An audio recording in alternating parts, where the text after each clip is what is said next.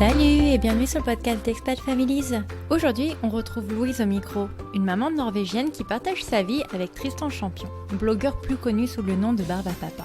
Elle nous raconte leur rencontre en Erasmus, et puis l'extension de leur famille en France, et puis en Norvège, et puis en Suisse. Mais on revient surtout sur l'expérience de son mari, qui a passé 5 mois en congé parental, et en quoi la durée de ce dernier peut alléger la charge mentale dans le couple. Je vous souhaite une excellente écoute et je vous laisse avec la suite. Bonjour Louise. Bonjour. Merci de prendre un peu de temps pour venir témoigner sur le podcast pendant les vacances. Avec plaisir. Alors, j'aimerais bien, avant qu'on démarre, que tu te présentes, que tu nous dises un peu qui tu es, où est-ce que tu habites et de qui est composée ta famille. D'accord, donc moi je suis Louise, je suis norvégienne. Actuellement, on habite en Suisse avec ma famille, mais on a commencé avec mon mari, on a commencé notre vie ensemble en Autriche, puis on est allé en France, en Norvège, et aujourd'hui on se retrouve en Suisse. Et D'accord, moi, vous avez fait un peu le tour de l'Europe. Oui, on peut dire ça. Oui, c'est vrai. Et alors, à quelle occasion vous êtes rencontrés en Autriche ? On était tous les deux en Erasmus quand on faisait nos études. Donc moi en allemand et lui en économie. Mais on était dans le même immeuble d'étudiants. Donc on s'est connus là-bas. D'accord. Est-ce que tu peux juste nous rappeler comment s'est passée votre rencontre ? Comment tu as succombé au charme cocorico du petit français, tout ça ? Oui, déjà d'être français, je sais pas pour tout le monde, mais en tout cas pour beaucoup de Norvégiens et pour une Norvégienne comme moi, ça c'était le début. L'accent français en allemand est très attirant, on va dire. Et après, oui, on était tous les deux étudiants, on apprenait l'allemand et c'est vrai que il était très charmant et il a fait des tours de magie qui m'a beaucoup charmé aussi. Et il a joué la guitare et au fur et à mesure, on a commencé à sortir ensemble. C'est mignon. Mais alors, vous communiquez en quelle langue surtout ? Au début, justement, c'était en allemand. Mais quand on habitait en Norvège, on a commencé à parler en français, en fait. Donc, depuis, on va dire, 5 ans, on parle en français ensemble. D'accord. Ouais. Donc, attends, vous vous êtes rencontrés en Autriche et à quel moment il te dit, bon, la Norvège, il fait un peu froid, viens, on va en France ? D'abord, on a continué chacun dans notre pays nos études. Du coup, je suis allée le rejoindre en France. Je faisais toujours les études et lui aussi. C'était très sympa. Du coup, il m'a rejoint en Norvège pour finir ses études là-bas. Et c'est après ça que c'était un peu plus difficile parce que quand il a fini ses études, il trouvait pas de travail en Norvège, donc il était obligé de retourner en France. Et moi, j'avais pas terminé mes études. Du coup, je pense qu'on est resté 1 an et demi à part, mais toujours en longue distance. On se voyait souvent. Et après avoir terminé mes études, j'ai dit je vais venir à Paris. Paris, c'est la ville de rêve pour beaucoup de monde, beaucoup de gens pour habiter. Donc c'est clair. Et toi, tu parlais français du coup quand t'es arrivée sur place en France, pardon ? Oui, j'ai étudié le français au lycée, mais comme tout le monde, je parlais pas. Et du coup, j'ai fait des cours assez intensifs en France pendant 3 mois. Et après ça, le fait de vivre dans un pays où tout le monde le parle autour de toi, ça aide pour apprendre une langue. Et du coup, ça a été assez facile. Et surtout quand ton plus one parle la langue, je pense que c'est un sacré point de motivation. Ah, bien sûr. Bien sûr. Et c'est une langue tellement belle que tout le monde veut le parler, en fait. C'est loin du norvégien ou pas ? Oui. Le norvégien, c'est plus ça proche s'assimile d'allemand. plus au germain ? Oui, c'est ça. Oui. Donc, pour moi, c'était plus facile d'apprendre l'allemand et pour Tristan, ça a aidé Tristan, mon mari, du coup, d'apprendre le norvégien parce qu'il connaissait déjà l'allemand. Ah, pas bête. Bon, écoute, et alors, donc, vous vous établissez enfin en France. Oui. Et à quel moment vous vous décidez à étendre la famille? Bah, on aimait bien notre vie de jeune couple sans enfants. Donc, je pense qu'on a passé 4 ans à Paris. On était déjà Ok. mariés. On a fait 4 ans à Paris. C'était le temps pour toi de t'habituer aux coutumes françaises, Oui, oui, oui, oui, carrément. aux gens qui se plaignent, aux Oui, grèves, au oui, métro, qui n'avancent justement, pas. c'était ça. C'était exactement ça. Ça change du coup Paris par rapport à la Norvège? Parce que tu viens d'où de Norvège? Tu viens de la Oslo. capitale ou... Ouais, Oui, d'Oslo. Oui, oui, oui, c'est plus grande, on est plus anonyme, mais ça m'a beaucoup plu. Il y a beaucoup plus de choix, des choses à faire, de gens différentes. Non, je dirais que Paris, c'est beaucoup plus une métropole qu'Oslo, par exemple. et tu as quelques petites anecdotes, j'arrive jamais à dire ce mot. Anecdote, je sais pas où est le C.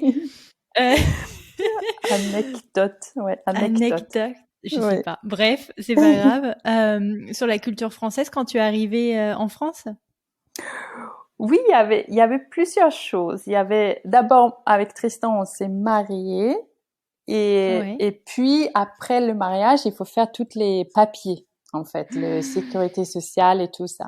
Et moi, j'ai ouais. gardé mon nom famille. J'ai pas pris Un de son jeune nom fille. famille. Ouais. Oui, j'ai gardé mon nom Eileen et lui, c'était champion. Mais par exemple, avec la sécurité sociale, c'était pas possible. Ils ont automatiquement ajouté champion.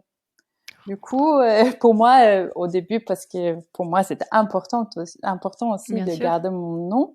Et du coup, ça, c'était, oui, c'était différent parce qu'en Norvège, au moins, ils demandent quel est votre nom famille. Et c'est Ouais. pas automatiquement parce qu'on est marié avec quelqu'un qu'on Oui, c'est donne clair. son famille. C'est bien, tu avais déjà un pied dans le patriarcat français. Oui. Et puis, moi, je suis professeur d'allemand.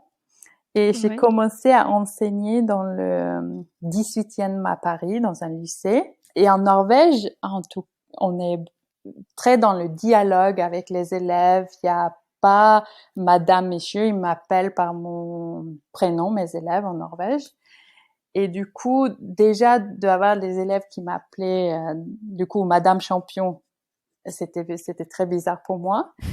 Euh, En plus, c'est mais pas ton nom de famille. C'était pas mon nom de famille, mais après le première année, je me suis fait manipuler par les élèves tout le temps parce que Oh non. moi je voulais être gentille et dialoguer, mais pourquoi tu as fait ça? Comment on peut faire mieux? Et ils étaient là, ils rigolaient de moi Hmm. j'étais pas assez autoritaire justement parce qu'en France, mon expérience, en tout cas dans les lycées, c'était qu'il faut être autoritaire. Donc, il y a des petites choses comme ça que, au début, j'avais un peu du mal, mais après 5 ans, on s'adapte aussi. Hein. Ouais. Oh ma pauvre. Bon bah écoute. Du coup, tu sortais le fouet après 5 ans. Comment ça se passait? Non, non, non, non, pas du tout. D'accord. Et à quel moment vous vous dites, tiens, euh, et si, pourquoi pas, on rajoutait une tierce personne au Oui. lot? Je pense que c'était les gens autour de nous aussi commençaient à avoir des enfants, donc on était prêtes. Ouais. Et pour être honnête, c'était aussi ma crise de 30 ans. Parce Ah, que j'avais 29 ans et je me suis dit, qu'est-ce que je veux faire dans ma vie? Comment je peux pas continuer comme ça, sans un enfant, etc. Et du hmm. coup, mon fils, il est né la veille de mes 30 ans, un an après ma crise. Ah, bien Oui. joué.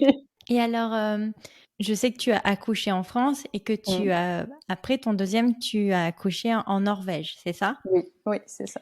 Comment tu compares du coup les deux suivis de grossesse, que ce soit en France et en Norvège? Est-ce que tu vois des différences?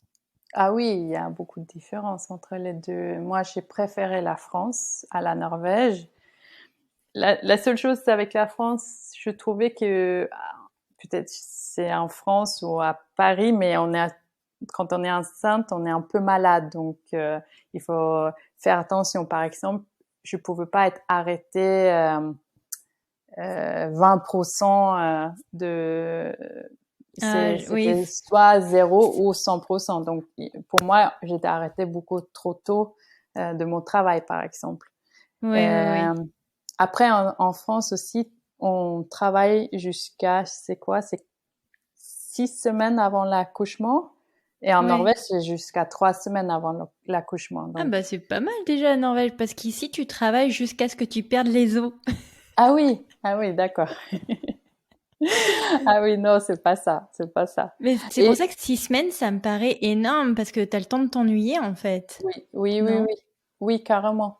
Et aussi, pour moi, j'étais arrêtée 8 semaines avant et Ah j'étais pas ouais, du tout prête parce que je me sentais bien et tout ça, mais c'est le médecin qui a dit non, c'est stop. Donc, il fallait c'est aussi fou. accepter. Mais après, Ouais. j'ai trouvé qu'en France, déjà, les suivis pendant la grossesse, c'était très bien parce que c'est très rapproché.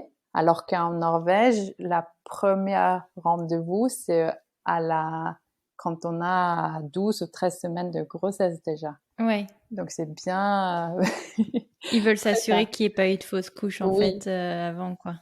Et Ouais. en France, on a 3 échographies, alors qu'en Norvège, on a un seul. Du coup, il y a beaucoup de gens qui payent pour avoir un deuxième échographie autour de 12e semaine, par exemple, Hmm.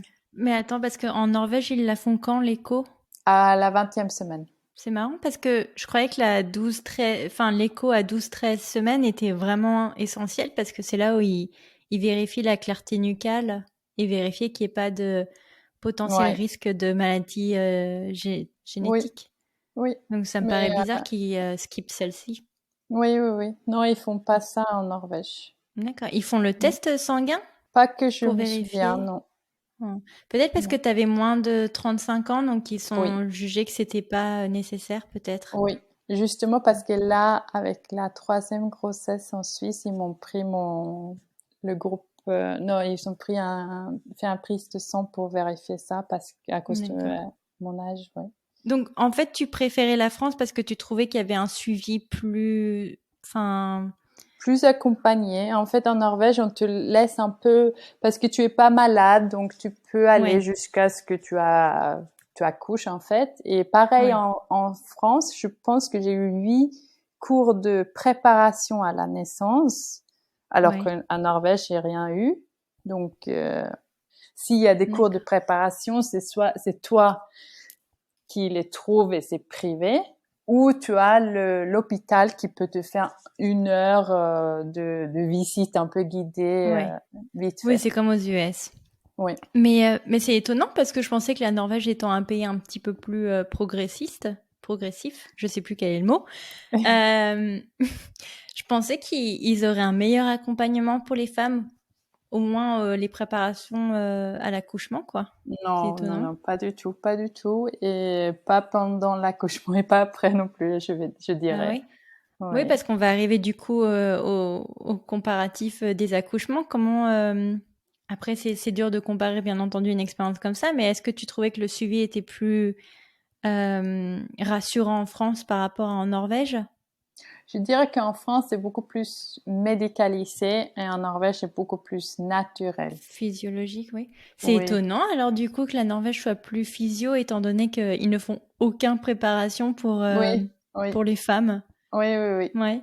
Non, Ah mais bah je pense écoute. aussi c'est parce que la en France j'avais un peu peur de la péridurale Oui.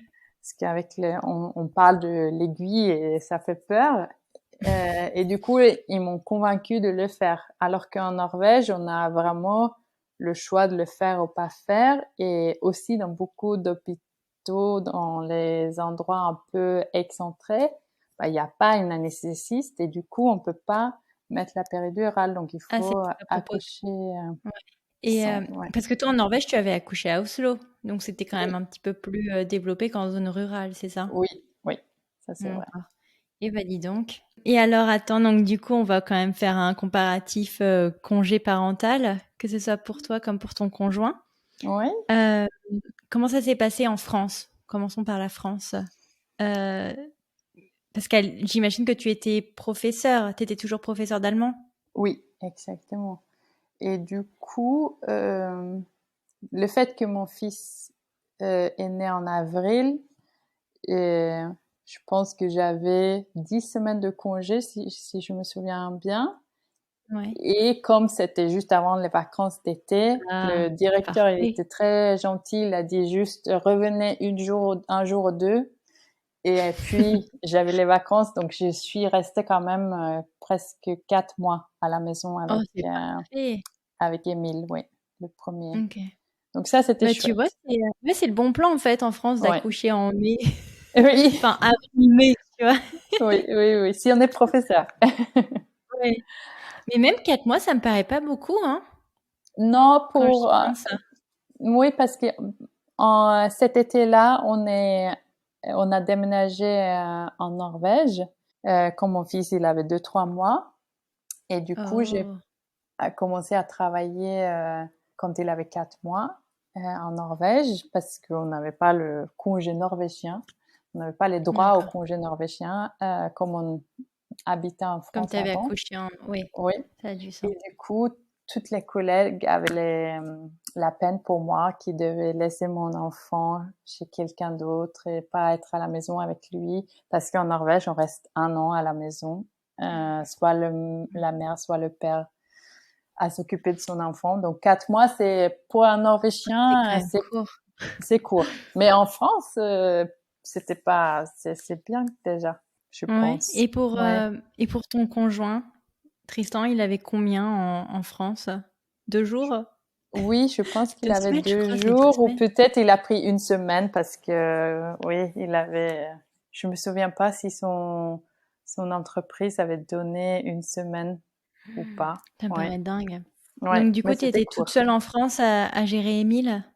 Oui, ouais. Eh ben dis donc.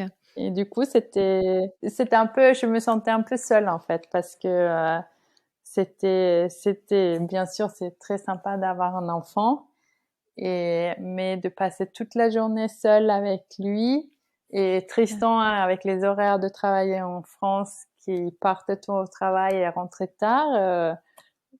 Ouais, À la fin, quand il est rentré, j'étais très contente de parler avec tu un m'étonnes, adulte. tu Donc, m'étonnes. c'est vrai que je me sentais assez seule en France parce que j'avais pas des copines qui accouchaient au même moment, des gens que je connaissais, avec qui je pouvais partager la journée, en fait. Oui, ou même laisser le bébé 5 secondes, le temps, Oui, je sais pas, de prendre un peu de temps pour soi. oui, oui, oui. Et mais ta famille, elle a pas pu venir te rendre visite, par exemple, pour essayer de t'aider? Ils sont venus en été, en fait, parce que tout le monde travaille, donc ils Bah ont oui. dû attendre les vacances pour venir, donc ils sont venus en été, ouais. Ouais. Mais tu vois, je suis en train de penser, Tristan, quand même, en mai, il y a beaucoup de ponts. Enfin, globalement, en Oui, France, en mai, on travaille pas. Euh, oui, et ça, c'était bien. Ça, c'était bien de Ah, ok. l'avoir, les longs week-ends de mai. Donc c'est vraiment, en fait, le bon plan d'accoucher en avril Oui, en France, hein. oui, c'est ça. Et alors attends, mais à quel moment la Norvège arrive sur la table? C'est à te dire, écoute, Émile, à 3 mois, je n'en peux plus des Français. Viens, on rentre. Oh, J'en ai Norvège. marre. Non, en fait, c'est arrivé 1 an avant même. Donc, c'était quand on a su D'accord. qu'on était enceinte, on s'est dit, c'est surtout moi qui a dit, je veux aller en Norvège. Je pense que D'accord. la vie quotidienne est beaucoup plus facile. C'est surtout les horaires, le fait que en France, en tant qu'enseignante, je terminais les derniers cours à 18h, 18h30, le temps de Ah ouais. rentrer, faire les repas et tout ça. Tristan, souvent, il rentrait à 20h, 21h. Parfois, on voit même pas l'enfant. Oui, c'est clair. Et pour moi, c'est pas comme ça que j'ai grandi. Et en Norvège, on termine le travail à 16h, on va à la crèche chercher nos enfants et on rentre, on fait le dîner, on a toute l'après-midi et le soir ensemble, en fait. Oui, ça me paraît plus équilibré comme vie. Oui.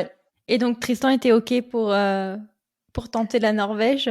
Oui, oui, oui, aussi. Je pense que c'était un peu ça qu'on s'est dit aussi au début dans notre couple quand on a décidé d'être ensemble. C'est aussi que, oui, maintenant on va vivre un peu en France, mais après il va falloir essayer la Norvège aussi, que on peut pas se, Se contenter de la France. voilà, voilà. Non, t'avais bien raison de le sortir un peu de ses tranchées. Oui. Mais alors, donc, en fait, toi, tu savais pendant ton congé parental que tu allais rentrer en Norvège. Donc, tu Oui. avais mis une coupure à ton contrat, c'est ça? Oui, et ce qui était un peu fou, c'est que moi j'étais enceinte et on a tous les deux résilié nos contrats, donc on n'avait pas encore trouvé de travail en Ah Norvège, ouais, donc c'était un peu, aventurier, hein? oui. Ouais. Et puis Tristan a trouvé un travail avant moi. Ça Ah, c'était, cool. du coup Ouais, ça rassurant. donnait l'espoir parce que pour moi c'était ça l'enjeu, c'est est-ce que Tristan va trouver un travail ou pas? Parce qu'il Oui, parlait vu que pas il y était norvégien. déjà. Ah, il y parlait pas encore parce que je pensais que comme il Non. avait déjà fait 6 mois là-bas, Oui, et mais puis étant ton compagnon, je pensais qu'il avait quand même un peu pas mis. assez pour travailler. Pas assez pour Ah, travailler, en fait. Non, ok, non, non. Donc, arrivé en Norvège, il a quand même fait des cours intensifs de norvégien l'été. Ouais. d'accord. Moi, j'ai passé des entretiens par Skype avec Émile 3, 4 semaines à côté. Oh la vache. C'était très stressant, mais Comment moi se aussi. focaliser sur Oui, l'entretien, quoi. oui, oui. Et du coup, mais à la fin, j'ai réussi à avoir un poste aussi. Donc, ça, Toujours c'était de bien. langue, de professeur? Oui, oui. D'accord. Langue Toujours et... d'allemand Oui, ou de toujours français? allemand. Non, C'est allemand, marrant, allemand. ça. Ok. Oui. Et du coup, les élèves sont beaucoup plus sympas en Norvège par rapport à en France, ils sont moins dissipés? Non, je dirais qu'en France, ils sont quand même, en tout cas dans mon lycée, ils étaient déjà, ils sont très respectueux vis-à-vis les professeurs et ils étaient pas là pour rigoler, ils étaient là pour apprendre. Alors qu'en Norvège, bah là, je travaille aussi dans un collège, donc c'est peut-être Ah, aussi, c'est peut-être l'âge, oui. oui, l'âge aussi. Mais au début, j'avais un peu du mal à m'adapter parce que j'avais jamais travaillé en tant que professeur en Norvège avant. Du coup, j'avais un peu du mal à m'adapter en Norvège et le fait qu'ils C'est disaient pas marrant. Madame Champion, ça m'a fait bizarre au début. Mais bon, maintenant, je me suis fait. Donc, attends, pour résumer, donc quand Émile avait 4 mois, donc on arrive en août-septembre, vous Oui, partez en Norvège à Oslo, c'est ça? oui. Alors, t'arrives à trouver une crèche ou une nanny pour garder Émile pendant que tu dois aller travailler? Parce que j'imagine que bah, ça doit pas être mis en place si les gens prennent autant de temps de congé Non, parental. ça c'était difficile en fait parce que les crèches prennent, il y a certaines crèches qui prennent des enfants à partir de 10 mois, mais Ouais. comme à Oslo, il n'y a pas assez de place dans les crèches, c'est pas possible Hmm. d'avoir avant 1 an. Parce qu'à partir de 1 an, on est promis un place dans un crèche. Et du D'accord. coup, notre seule solution, c'était de trouver une nounou. Ok. Mais ça, c'était difficile parce que il y en a pas beaucoup. Parce que tout le monde a une place à la crèche. Ouais. Donc, on a trouvé, mais c'était vraiment Ah. à la fin, juste avant de commencer le travail. Ouais. Mhm. Et, euh, et donc, oui, j'aimerais bien qu'on se centre du coup sur le congé parental en Norvège, parce Ouais. que c'est quand même le vif du sujet. Oui. C'est qu'en Norvège, et tu as le droit de me dire si j'ai faux ou pas, vous avez 3 mois minimum chacun, donc 3 mois pour Oui. la femme, 3 mois pour le partenaire. Mhm. Et ensuite, vous avez le reste de ces 6 mois à vous partager entre les deux, c'est ça? Oui. C'est ça. Et donc, comment vous vous êtes décidé? Parce que donc de ce que Tristan explique, c'est que lui, il n'était pas du tout chaud patate Oui. pour prendre plus que ces 3 mois qui lui étaient alloués et que Ouais. tu as un peu poussé pour lui dire, écoute, Coco, Oui. c'est ton enfant, tu le gères aussi. Bah, c'est Donc, tu vas exactement prendre ça. tes responsabilités et tu vas Oui. nous prendre quelques mois de plus. Donc, il a Oui. pris 6 mois de congé parental, c'est ça? Ouais. On a chacun pris 6 mois à peu près. Oui. C'est ça. Donc, ouais, comment il s'est passé le split? Alors, ça a été 3 mois, toi, quand ton deuxième enfant est né. Ensuite, Mm. lui a pris 3 mois ou est-ce que tu as pris 6 mois et après, lui a pris 6 mois? Oui. D'abord, moi 6 mois et ensuite lui 6 mois. D'accord. Ouais. Bah ça va, il a quand même. Je veux dire, quand un enfant est déjà, il a 6 mois, il est déjà bien rodé, il peut s'asseoir, il est quand même un peu moins dépendant de toi Oui, que, oui, que quand il est un nourrisson. oui, c'est souvent pour ça aussi, parce qu'on peut changer avant. Je pense que le loi dit juste que la mère doit prendre les 10 premières semaines ou quelque chose comme ça, Oui, mais sinon, on peut changer avant et faire comme on veut, en fait, avec les d'accord. semaines. Mais c'est souvent, ce qu'on fait, c'est que, oui, la mère euh, prenne le début et le père ou l'autre conjoint prenne la fin, ouais. D'accord. Et alors, comment ça s'est passé pour vous alors? Bah, on a beaucoup discuté, mais en fait, moi, une des raisons pourquoi je voulais qu'ils prennent la moitié, c'est aussi parce que j'avais peur de me sentir aussi seule que je me suis sentie en France. Et là, c'était encore pendant plus longtemps, c'était 6 mois et pas 4. Ouais, Et je voulais que je voyais pas comment je pouvais faire 6 mois seule comme ça en fait.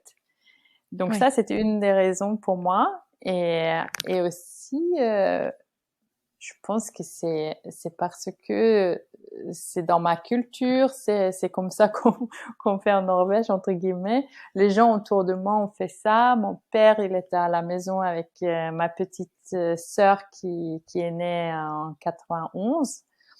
ouais. Donc c'est ça que je connais aussi, c'est que chacun prend sa Ça part du gâteau. oui, Ouais. voilà. Et du coup, Tristan, il a essayé de parler de carrière et tout ça. Tu as dit non, non. Oui. Mais je lui ai dit qu'en Norvège, ça fonctionne pas comme ça parce que on peut pas te pénaliser dans ton carrière parce que tu prends un Hmm. congé parental et paternité. Et du coup, justement, il a eu exactement cette expérience-là que on l'a pas pénalisé, même s'il a pris le congé. Il a même été promoté euh, juste avant de prendre le congé. Donc ça change pas Rien. beaucoup de Ouais. choses. Ouais. Mais rien que ça, c'est déjà un énorme aspect culturel qui diffère avec la France, quoi. Ouais. Mais alors, est-ce que tu penses que par rapport à ce split de responsabilité dès le début, dès la Mhm. naissance du petit, Mhm. est-ce que tu trouves que vous avez trouvé un moyen d'équilibrer la charge mentale dans votre famille? Oui, j'hésite un peu, Oui. Non, mais mais j'imagine qu'il n'y a jamais de perfection, mais que, enfin, j'imagine que, par exemple, vu qu'il doit se débrouiller quand même 6 mois tout seul, oui, oui, il faut bien, oui. faut bien mettre les mains dans le cambouis et pas envoyer des messages toute la journée à sa femme. Où sont les onesies? Où sont les Oui, oui, chaussettes? Est-ce que tu oui. as acheté des couches? J'imagine qu'il doit quand même, au minimum, se débrouiller tout seul. Voilà. Et non, mais c'était ça qui était chouette aussi, c'est que pendant ce temps-là, parce que justement moi, j'étais les 6 mois avant et après, il a fait ses 6 mois et il y a eu un petit moment où moi je mettais les post-it, n'oublie pas ça, fais ça et tout ça, mais il y a aussi un moment où tout se bascule et c'est lui qui fait tout. Ah oui, mais c'est lui qui sait si on a assez de couches ou pas, c'est lui qui sait où sont les affaires, c'est lui Oui. qui a fait le ménage quand je rentre et qui a fait les courses et c'était vraiment agréable. Mais alors attends, je te pose une question directe qui vient dans la tête de tout le monde. Oui. C'est est-ce que les hommes norvégiens, est-ce que il y arrive parfois, il y a des cas où vraiment ils s'en sortent pas quoi? Parce que je sais qu'en France, par exemple, il y a des gens, donc là ils ont étendu le congé parental, je crois, à 3, 4 semaines pour les hommes. Mhm. Et beaucoup de gens disent non mais ça va être des vacances pour eux, ils vont rien faire. Est-ce que, par exemple, tu vois ça, toi, d'un point de vue norvégien, à te dire, est-ce que les hommes pensent qu'ils ont 6 mois de vacances? Oui, Euh, mais oui, tout le monde pense que ça va être 6 mois de vacances. Tristan aussi, il pensait ça, mais quand on se met, il a compris que déjà d'avoir un enfant de 6 mois, c'est pas des vacances. Ah Parce oui, que je non, pense clairement. que différemment par rapport à moi j'avais la première période où le bébé est tout petit, il dort beaucoup, il est Ouais, allongé, il bouge pas, alors que Tristan, il était obligé de courir partout et faire attention qu'il ouais. se faisait Il a pas les mal. dents. Oui, qu'il avait pas des choses dans la bouche et tout. Donc, c'était assez sportif que juste ça. Pour lui, C'est il a vrai. vu tout de suite que c'était pas des vacances. Mais après, quand on a des longs congés comme ça, et moi et lui, on a bien profité en fait, en Norvège, on a quelque chose qui s'appelle des groupes de, comment dire, on crée des Groupe de groupes avec, soutien. Oui. oui, avec d'autres parents qui ont des enfants de même âge et qui Hmm. font beaucoup d'activités ensemble. Et ça peut être juste déjeuner ensemble ou se balader ensemble avec un café dans les mains. Ou Tristan, il est allé souvent dans le forêt avec un groupe qui faisait des randonnées dans les forêts. Sympa, ouais. Et du coup, on peut appeler ça aussi des vacances entre guillemets parce qu'on fait d'autres choses que le travail et c'est ça qui a fait que Tristan, il adore aussi les congés paternité. Il voulait pas retourner travailler. C'est super top de mettre ces groupes en place parce que ça permet, comme on le sait, hein, quand on est en congé parental, tu te sens vachement isolé du reste du monde. Ouais, Et puis ton enfant ne va pas te répondre, donc en général, tu fais quand même des sacrés monologues toute la oui, journée. Euh, donc c'est, c'est vraiment cool voilà, qu'ils mettent en place ce type de groupe pour éviter de te sentir tout seul chez toi oui. comme un Et idiot, quoi. ouais. Oui, oui, oui. Et ça, c'était, je connaissais pas avant parce que justement, mon premier fils, il est né en France. Ouais. Mais arriver en Norvège et avoir découvert ça et toutes les autres activités, je faisais aussi du yoga avec l'enfant. Il y a du baby swimming, il y a beaucoup de choses très sympas. On rencontre aussi des autres parents avec leurs enfants et c'est vraiment chouette, ouais. Ouais. Donc on n'est Oh, pas du c'est tout trop, seul trop bien. finalement. Ouais, Ouais. Je pense que chaque pays devrait au moins proposer ce type d'arrangement oui, pour les nouveaux parents. Et surtout quand oui, tu me dis que après, quand tu retournes au travail, tu as quand même un rythme professionnel beaucoup plus équilibré qu'en France où tu peux finir. Après, je sais pas si c'est que pour les professeurs, mais de finir au moins à 16 heures pour aller récupérer ton enfant et passer à minimum 2-3 heures avec lui le soir, ça me paraît pas mal oui. comme compromis. Oui, oui, oui. Non, pour moi, c'est très important. Tristan, il était à la maison souvent à 17h30. Déjà, ça, c'est tard en Norvège. Donc, de manger à 17h30, 18h, c'est très tard pour les Norvégiens. Mais pour nous, c'était un compromis entre la France et la Norvège. Ouais. Donc, ça a Et bien fonctionné pour nous. mais alors donc du coup ça me fait une belle transition. Mais est-ce que toi tu as vu son comportement changer entre Émile et votre deuxième enfant? Tu vois sa proactivité par rapport à gérer son premier enfant et sa proactivité par rapport à gérer le deuxième maintenant qu'il avait passé 6 mois en tête-à-tête avec lui. Oui, dans une certaine façon, Tristan, il a toujours été vraiment là avec les enfants. On est tous les deux là pour les éduquer, jouer avec. Oui. Avec Émile, c'était aussi très important pour transmettre le français, comme on habitait en Norvège. Il Mm. lisait tous les soirs des livres avec lui en français, expliquait des mots et il a vraiment apporté la langue française à Émile.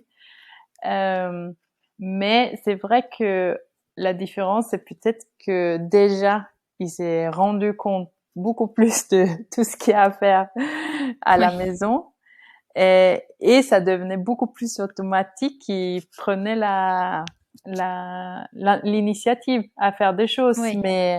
Mais ce qui est dommage pour Tristan, c'est qu'il s'est marié avec une maniaque.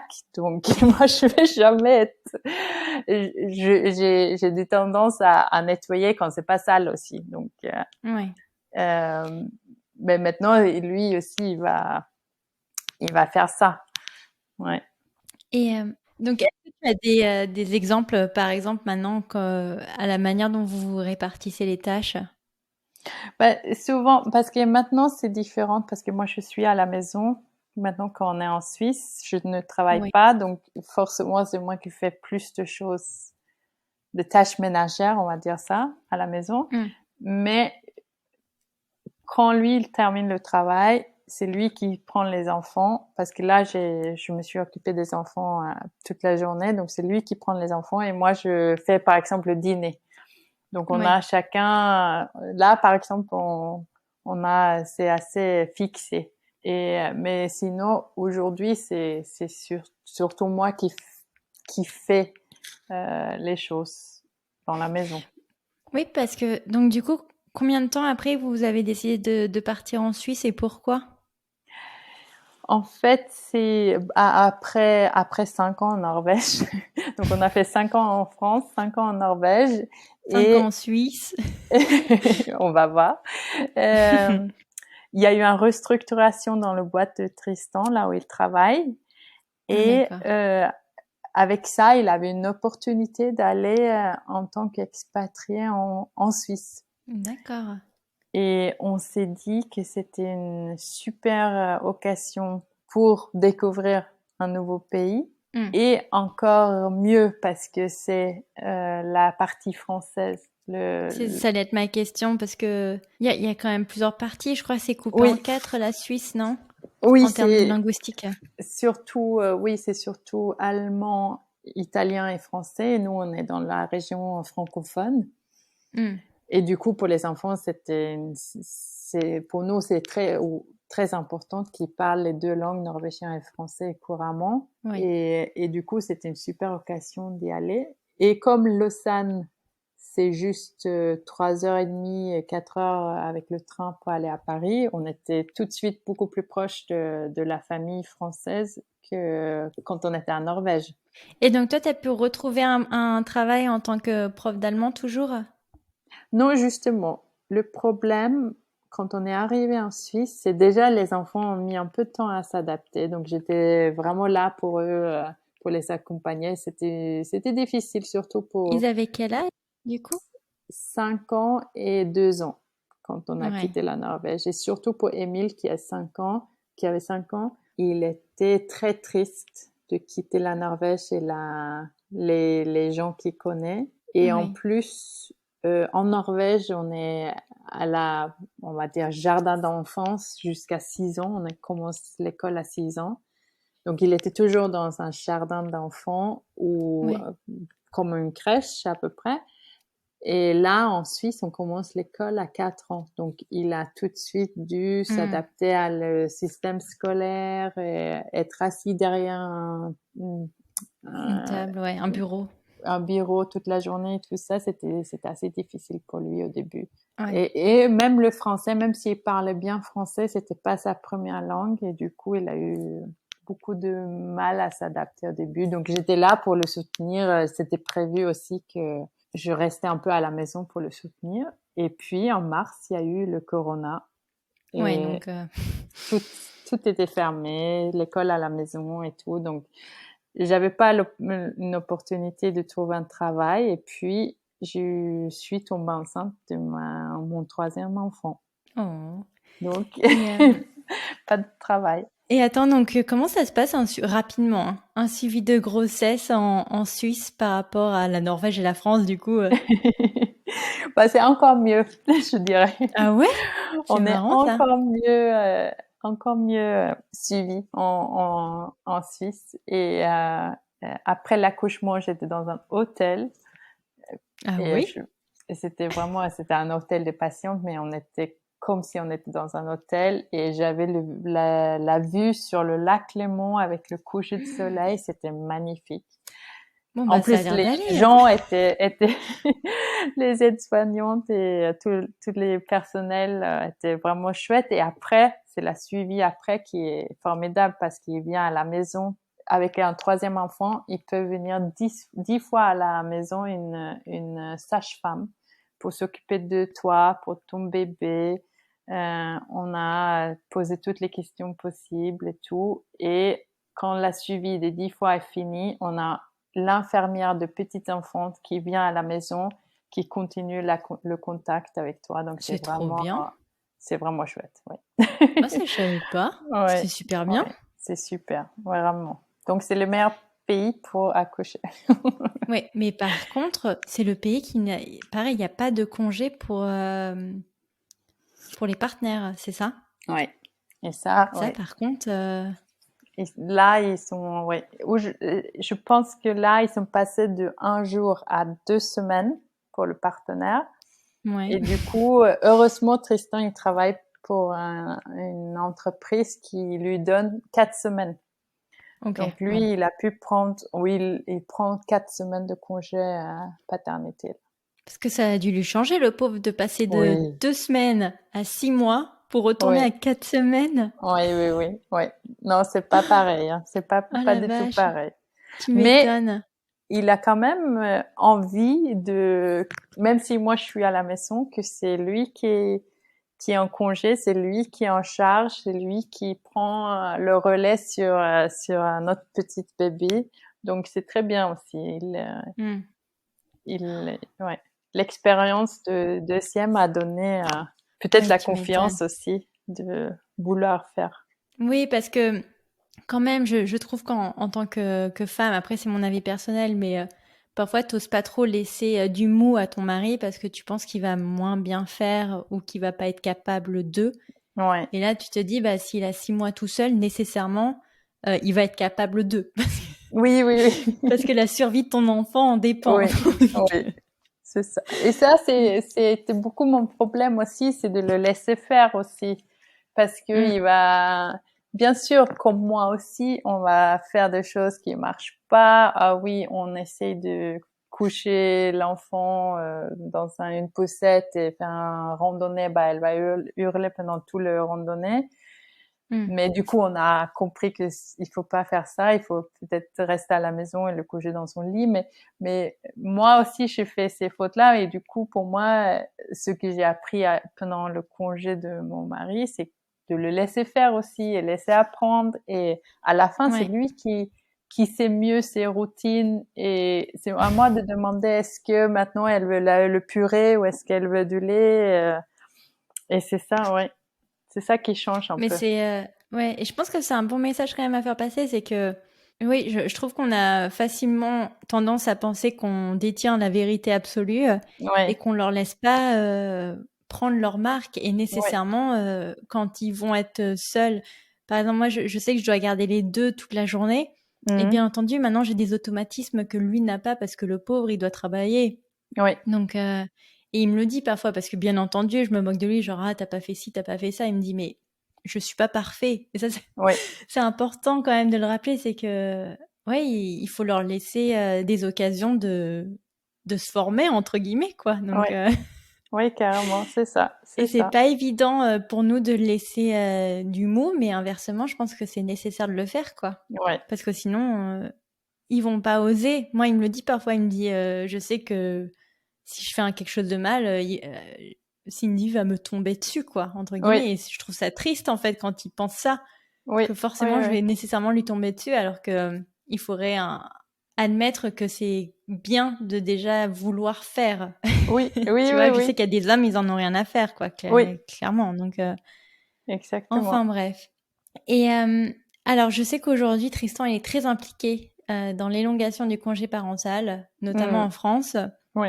Est-ce que tu penses que c'était inné pour lui de vouloir être un papa impliqué ou est-ce que tu penses que les hommes, de manière générale, peuvent évoluer à vouloir se répartir voilà, les tâches ou ce qu'on appelle maintenant le concept de charge mentale dans le couple? Je pense que c'est plutôt une évolution parce que je pense que même Tristan, bah, même s'il a toujours été là pour Émile, notre premier, c'est le fait qu'il a fait le congé à la maison avec Nora, notre deuxième, qui a changé sa mentalité. Et c'est là il a Hmm, vu aussi justement comment ça peut aussi aider avec l'inégalité l'homme-femme au travail, le fait que les deux prennent autant de congés fait que quelqu'un va pas choisir un homme avant une femme quand c'est vrai. il ou elle va employer quelqu'un. Ça veut dire que c'est pas l'homme qui va avancer sa carrière et pas la femme, par exemple. Du coup, Hmm, c'est le fait de l'avoir vu qu'il a lancé dans dans cet engagement, ouais. Ouais. Alors donc du coup, est-ce que nous, en tant que femmes, on a des outils à notre disposition? Parce que j'imagine que c'est pas dans tous les pays qu'il y a des congés parentaux aussi souples, que ce soit pour l'homme comme pour la femme. Donc est-ce que Ouais. toi, par exemple, tu aurais des exemples à donner ou des tips à donner à des femmes pour qu'elles arrivent à se décharger sur leurs hommes ou Oui, sur leur partenaire? Parce que j'ai aussi envie d'inclure d'autres femmes. oui, bien sûr. Je pense que c'est comme on avait dit un peu avant là, que il faut les laisser faire aussi. Il faut partir de la maison en fait, même si c'est juste pour quelques heures ou une journée, mais il faut les laisser prendre la responsabilité et il faut les responsabiliser parce que c'est vrai qu'un enfant on fait à deux, une maison on fait à deux, et du coup c'est pas juste qu'il y a un dans le couple qui a le charge mentale tout seul ou toute seule.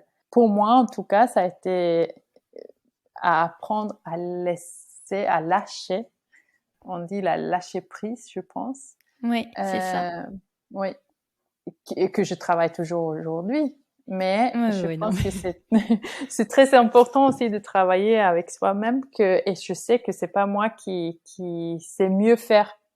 Il peut faire différemment que moi, mais ça veut pas dire que c'est moins bien que moi. Ouais, Et non, ça c'est ça, très important et c'est dur, c'est oui, vraiment dur de se ouais, le rappeler, oui, franchement.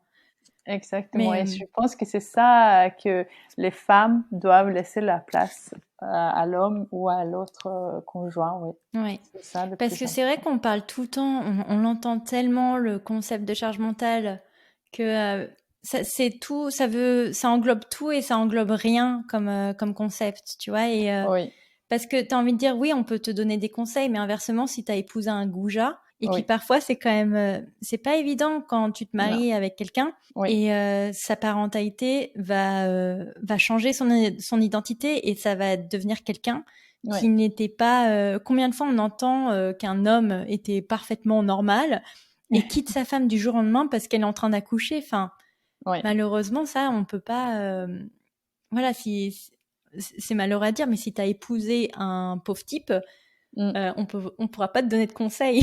Non, ça Tu c'est vois ce vrai, que je veux ça dire? c'est vrai. Oui, oui, oui, oui. Non, c'est un peu culturel aussi, je vois, parce que parmi mes amis en Norvège, je vois beaucoup plus de partage de charge mentale à la maison que dans d'autres Culture, ouais. cultures, oui. Et où c'est l'homme qui fait les lessives et la femme qui fait les courses ou vice versa. Mais Mm. et par exemple maintenant il y a ma sœur et mon Ouais, c'est beau-frère, ça, beau-frère.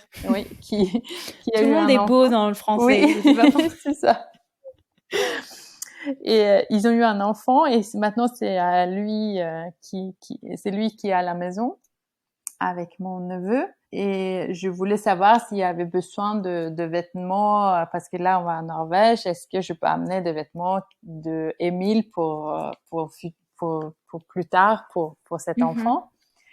Et d'abord j'avais le réflexe d'appeler ma sœur. Mais je me suis dit, non, c'est pas ma sœur qui est à la maison, c'est pas elle qui le change et qui connaît sa taille et tout ça. Bien sûr, elle le connaît aussi, Ouais. mais c'est lui qui est à la maison. Donc, je vais appeler mon beau-frère et je vais lui demander quelle taille il fait et dont ils ont son besoin comme vêtements, etc., etc. Donc, c'est aussi un travail sur nous, notre Oui, le mentalité, référent de la mais famille n'est pas la femme en termes de oui, logistique et d'intendance. oui, Et c'est pour ça que, par exemple, moi, je sais que le pédiatre, mm. ils avaient mon numéro et ils demandent qu'un seul numéro. Ah Et oui, je te jure que j'ai forcé, je fais non. oui, Je vous explique, vous allez aussi donner l'accès à mon mari parce qu'il n'y a oui, pas de raison que je sois la seule que vous appeliez tout le temps, quoi. Enfin, oui. non. Oui. Donc, Ça, là, on avait la chance en Norvège parce que comme j'étais professeur et j'étais en cours pour enseigner, bah, ils pouvaient pas m'appeler Donc, ils ont toujours appelé Tristan d'abord parce que Tristan, il était au bureau, donc c'était beaucoup plus facile de le rejoindre. Du coup, ils l'ont appelé Tristan et pas moi quand les enfants étaient malades ou quelque chose comme ça. Ouais. Mais ça, c'est que, enfin voilà, c'est à la société aussi de comprendre qu'on est deux à faire des enfants. Voilà, il faut prendre les deux numéros. Oui. Exactement. Donc, mais bon. Ok, donc le conseil premier que tu donnerais, c'est vraiment lâcher du mot et de comprendre aussi que ils feront les choses différemment de nous. Ce sera pas nécessairement moins bien, ce sera peut-être parfois mieux. Et partons déjà comme ça pour un premier conseil. Oui, ça c'est mon conseil, oui. Ok, bah écoute, ça me paraît pas mal du tout. Et donc, qu'est-ce qu'on peut vous souhaiter, vous, pour le futur? Il faut dire que je suis un peu engagée comme Tristan aussi dans cette parcours égalité homme-femme. Donc pour moi aussi, c'est important de prolonger le congé de deuxième parent. Je pense que ça change déjà beaucoup de choses en France, en Suisse et dans d'autres pays où c'est pas égalité entre les deux en fait. Non, mais on peut quand même conclure que les pays qui ont compris qu'il fallait rendre ce congé équitable entre la femme qui a donné la vie et son ou sa partenaire nous semble nécessaire déjà pour, comme tu le dis en fait, pour que les deux partent d'un pied équitable dans leur carrière, mais aussi du coup pour potentiellement alléger quand même la charge mentale dans le couple. Oui. Ce qui paraît nécessaire parce que je sais plus dans quel podcast j'entendais ça, que on attend en fait de la femme qu'elle soit une bonne maman, qu'elle soit une bonne employée, que les deux en fait ne soient pas simultanés. C'est-à-dire que quand tu es à la maison, on attend de toi que tu sois une excellente mère et qu'on s'en fout que tu sois une excellente employée. Et quand tu es au bureau, on attend de toi que tu sois une excellente employée et on s'en fout, sans prendre en considération en fait que tu dois tenir ton rôle de mère. Oui. Et je pense que ça c'est quand même assez important de réussir à décharger quand même les femmes où je trouve qu'on leur demande beaucoup trop aujourd'hui. Oui, donc, il y a beaucoup plus d'attentes vis-à-vis une femme que vis-à-vis un homme. Ouais. Donc, non, j'espère vraiment que, que les mentalités vont changer, que les cultures vont devenir un petit peu plus souples et vont comprendre que la famille est essentielle dans le bien-être de leur employé. Oui, exactement. Et donc, on espère vraiment que ça va évoluer de manière positive. Oui, je suis d'accord. Mais en tout cas, je te remercie énormément pour ton témoignage. Je sais que tu t'inquiétais de petites fautes de français à droite à gauche, mais alors pas du tout. Tant mieux. Mais vraiment pas du tout. Donc, merci beaucoup. D'ailleurs, alors attends, donc du coup, les enfants, ils parlent norvégien, français, ok, mais ils parlent aussi allemand? Non, on les avait pas mis en allemand encore, mais ça va venir parce qu'on parle tous les deux allemand, donc c'est obligatoire. Avant, c'est anglais. Vous allez vous splitter ça? Anglais? Ah ben oui, j'ai oublié l'anglais du coup. Anglais d'abord et puis allemand, ça va venir au collège peut-être. Troisième langue, oui. Mais vous avez des facilités quand même là en termes de langue. 3 langues à la maison, comment vous répartissez ça? Allemand, on parle plus. Maintenant, allemand, c'est juste si Tristan et moi, on veut dire quelque chose que les enfants ne doivent pas comprendre. On fait en allemand. Sinon, on fait juste français et norvégien. Et là, il faut dire que je suis en minorité à la maison parce que tout le monde me parle en français. Même parfois, Émile l'aîné, parce que le norvégien, il connaissait très bien avant de quitter la Norvège. Il me parle en norvégien, mais il faut vraiment le demander parce que sinon, tout est en français. Et la petite qui avait 2 ans quand on est arrivé en Suisse, elle parle que français, mais elle comprend le norvégien. Bah, disons. Ouais. Mais alors, et l'anglais, c'est à l'école. C'est à l'école. Ah, c'est à l'école. Mais oui, vous êtes en Suisse française, je suis bête. Oui. Bah c'est écoute, facile. non, bah, nous on te souhaite quand même de visiter, de prendre un peu du goût du pays de Suisse. Oui, oui, Oui, voilà, que le Covid avance, oui, mais et qu'on puisse quand même sortir un peu de chez nous. oui, oui, oui, oui. Non, mais ça, Et déjà, c'est encore mieux là maintenant qu'il y a un an. ouais, non, tu m'étonnes. Non, et puis ils commencent quand même à vacciner, donc c'est quand même Oui, un gros point positif. Mais bon, on est quand même, oui, t'as raison, on est quand même mieux avancé que oui. l'année dernière. Donc, enfin. Non, bah écoute, moi je te remercie beaucoup, Louise, Bah, pour ton merci. témoignage. Merci à C'était toi. C'était très instructif. très Ouais. sympa, oui, de cette conversation, oui. Voilà pour cet épisode. J'espère qu'il vous aura plu. N'hésitez pas à le partager autour de vous ou de nous laisser un commentaire et une évaluation sur votre plateforme préférée. Nous, on vous souhaite une excellente semaine et on vous retrouve dans 2 semaines pour un prochain épisode. Ciao!